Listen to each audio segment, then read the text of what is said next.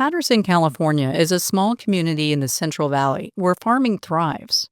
It's where Rex Dangerfield visited on a warm day in the late spring of 2013. It was also during one of California's worst droughts. That spring, a silent threat stirred in the soil, a microscopic fungus few people know about. I was helping my mother-in-law regarding her backyard. We were turning over the soil in her backyard one day, and then the next thing you know, a week or two later, I started getting sick. Symptoms were mild at first, headaches and nausea. Doctors diagnosed him with migraines, but his symptoms escalated. It wasn't until 2015, when he collapsed at work and woke up in a hospital in a state of delirium, that doctors would finally make a diagnosis: valley fever meningitis. Valley fever is caused by a fungus called coccidioides, or cocci, that live in the soil. When disturbed, the spores become airborne. If inhaled, they can infect the lungs, and in rare cases, like Rex's, spread to the brain. Left untreated, it's deadly, and with some patients, it changes everything. I don't feel normal anymore. I used to be able to play, run around. I used to be able to play basketball. I used to love to bowl. I can't do that anymore. And then there's Kyleigh Cooyar. In July of 2015, she left her Bay Area home to drive south to vacation in Palm Springs with her children.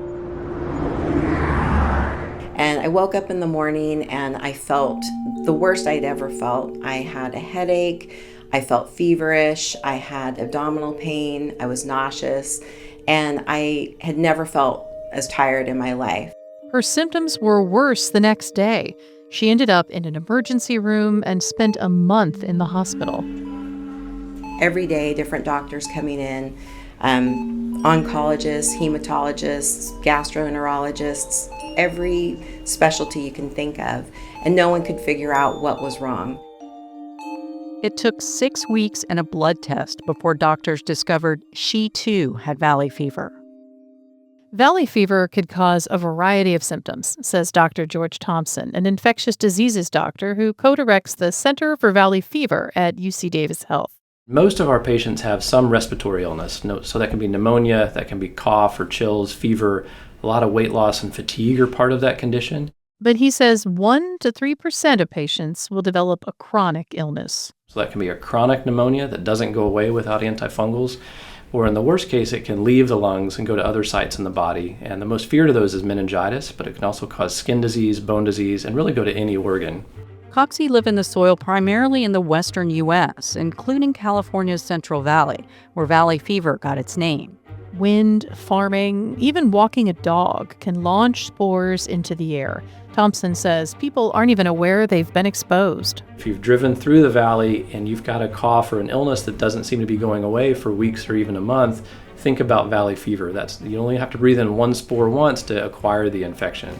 Most who breathe them in don't get sick, but for people like Rex and Kyleigh, it becomes life-altering.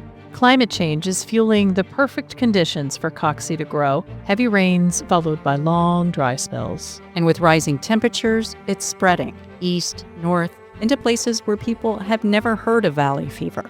It sounds grim, a disease on the move, hard to detect, and for some, impossible to cure. But this isn't a story without hope. UC Davis scientists are working urgently to detect it sooner, treat it better, and maybe even help prevent its spread.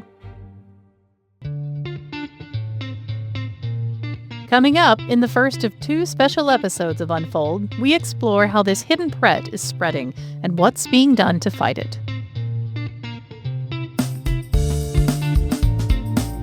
Coming to you from UC Davis and UC Davis Health, this is Unfold. I'm Amy Quinton. And I'm Marianne Russ Sharp.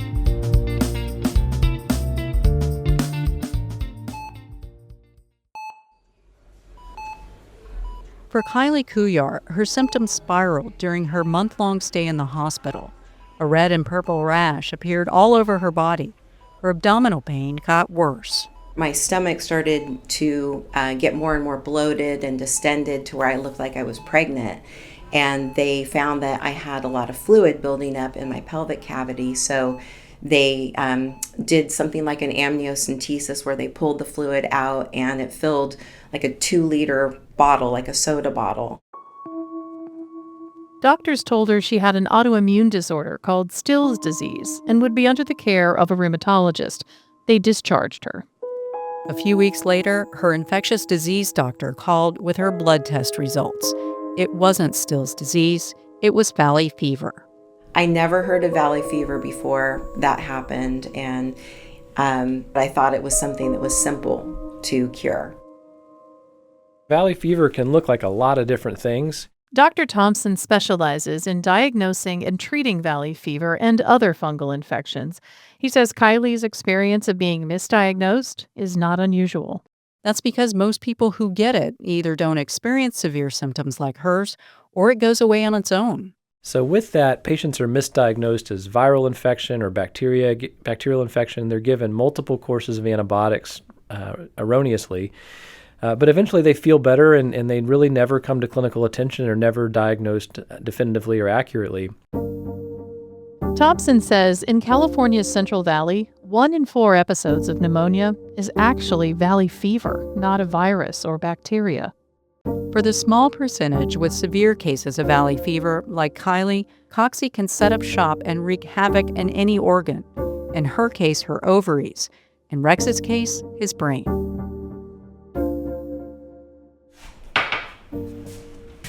Rex pulls several tiny seafood quiches out of his oven in his apartment in Stockton, California. And it's the kind of thing I do when I get bored, look for different recipes and try to make my own spin on it and stuff like that. He's mentioned his boredom more than once because before he had valley fever, he was active. Rex also loved his work as a customer service representative in the medical industry. But now, at 56, he can't work and lives on disability. I don't have any balance. I lost a lot of motor skills. I don't remember a lot of stuff, I don't feel whole anymore. Rex had also never heard of valley fever before he was diagnosed.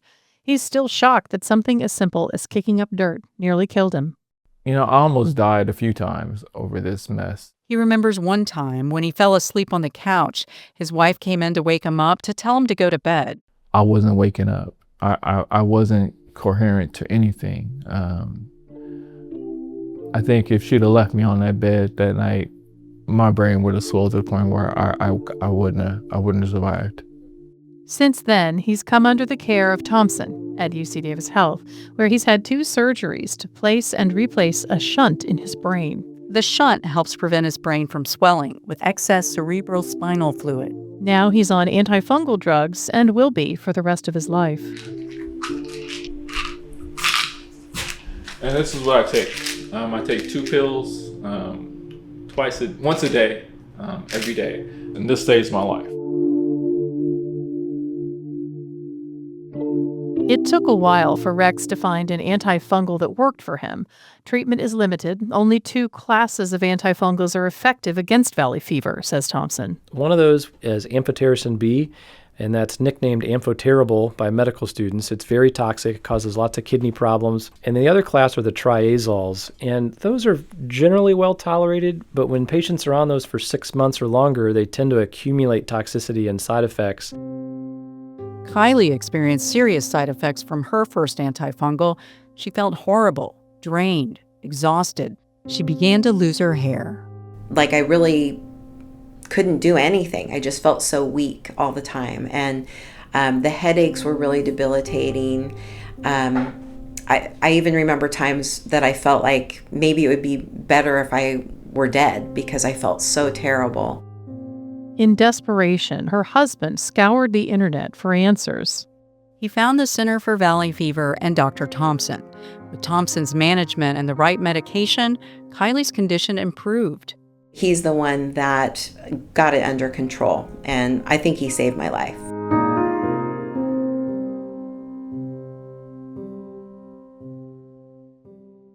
Yeah. How have things been going? Good. Yeah. No complaints. Yeah. Kyleigh now everything's sees good. Thompson every 6 months. Her blood is drawn to check her titers, which show how many antibodies she's made against the fungus. She, too, will remain on antifungals the rest of her life. Kyleigh still isn't sure how she got valley fever. The normal incubation period is 1 to 3 weeks, but she does wonder if it might have been during that long drive to Palm Springs, down I-5 through California's Central Valley. They were doing road work, and so our car was stopped there on the road for about an hour, and there was, bulldozers and big machine equipment blowing a lot of dust around, and I rolled down the windows, and it was just a couple days later I started to get sick. Cocci is primarily in the soil in California and Arizona, but it's spreading into Nevada, Utah, and as far north as Washington. But research shows under climate change, it could easily spread to the Midwest.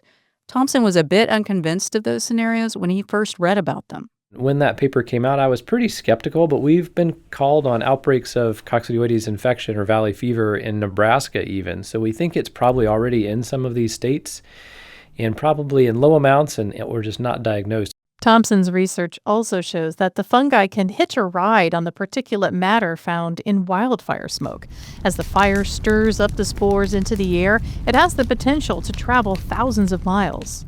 But the real danger may lie not in how far it travels, but in how hard it can hit. We have been a little bit surprised over the last few years as it seems coccidioides has become a little bit more aggressive. So what I mean by that, we've seen a big increase in cases after COVID, but we've also seen more severe cases. We've got a number of patients in the hospital almost all the time with severe coccidioidal infection. And those are the cases we know about. Thompson co-authored a paper showing that there were between 200 and 360,000 symptomatic cases of valley fever in the U.S. in 2019. That's up to 18 times more than the cases that are reported through national surveillance. The more someone is exposed to soil, the higher their risk. That means agricultural workers, construction workers, even firefighters who dig fire breaks are at risk. And men are 3 to 4-fold more likely to get it than women. So far, we've talked about some of the worst cases, but it's worth emphasizing that just 1 to 3% of patients get severe cases of valley fever like Kyleigh and Rex. And Thompson says there's hope for all patients infected by the fungus. Our lab and our research efforts are really focused on how do we get patients we're currently seeing better. So that's diagnostics. Can we make sure that these are diagnosed earlier? Can we tell which path they're going to take? Are they going to have a pretty easy course to treat and get better, or are they going to have a stormier course and really need aggressive antifungal therapy and a lot of clinical attention? Thompson says 2 new antifungal drugs are on the horizon that could be game changers for those with valley fever. They work for fungal pathogens we currently have no treatment for. Both of these new drugs also work really well for valley fever, so even patients failing other options are going to have these new medications available for them. People like Rex and Kyleigh are also helping scientists understand other aspects of valley fever by taking part in clinical trials. Take a deep breath for me. Open hand, relax. Kyleigh rolls up her sleeve at a blood lab at UC Davis Health. A nurse gently draws vials of blood, 9 in total. I'm going to release her tourniquet. Okay. Kyleigh's blood will travel several places. First, it goes hundreds of miles to San Antonio. Thompson tells her it will help scientists researching a vaccine to prevent valley fever. So some of your blood goes to Texas to help us make a vaccine. So we'll take your blood and see which parts of cocci does it bind to. And then they want to make sure the vaccine does essentially the same thing. It stimulates the host's response, the person's response to do the same thing. So we can give them the vaccine, and if they breathe in cocci, they're like, yeah, we know what to do with this, and it's not an issue. Some of Kyleigh's blood is also helping scientists at UCLA and UC San Diego better understand people's immune response to the infection. I think we're really at a precipice in infectious disease where we're ushering in this new area of immunotherapy. So we'll give people medications specifically to help their immune system fight different infections they've failed to do so by themselves. Thompson says researchers are also studying whether certain immune genes could play a role in why some people have such severe illness while others show few, if any, symptoms. All of the research makes Thompson hopeful. we're really at the pinnacle of science right now. Every year should be better than the year before, and we're hoping to see some big breakthroughs and advances just over the next 6 months. Rex Dangerfield still sees Thompson regularly. He takes his medication every day. He learned the hard way not to ever go off it. Last year, he sat down to watch TV one day, not realizing he had walked into a stranger's apartment and not his own. I haven't got to the point where I've been that bad, but I still worry about it. It's still in the back of my mind, am I really acting right? Am I doing, what I'm supposed to do? And am I functioning the way I'm supposed to function, or am I just walking around like a zombie waiting to die, So that's why I'm really diligent now as far as making my doctor's appointments and making sure I take these 2 pills a day to help keep me alive. For Rex, survival means vigilance, daily medication, regular appointments, and learning to live with uncertainty. Together, he and Kyleigh are helping to shape the science that may one day spare others what they've endured. Coming up in our next episode of Unfold, we follow the trail of valley fever through a different lens. We'll explore how dogs, yes, dogs, might help scientists map where valley fever is spreading. You can find more information on valley fever and read more about Rex and Kyleigh's stories at our website, ucdavis.edu/unfold. I'm Marianne Rush-Sharp. And I'm Amy Quinton. Thanks for listening. Unfold is a production of UC Davis. It's edited by Marianne Rush-Sharp. Original music for Unfold comes from Damien Verrett and Curtis Jerome Haynes. Additional music comes from Blue Dot Sessions.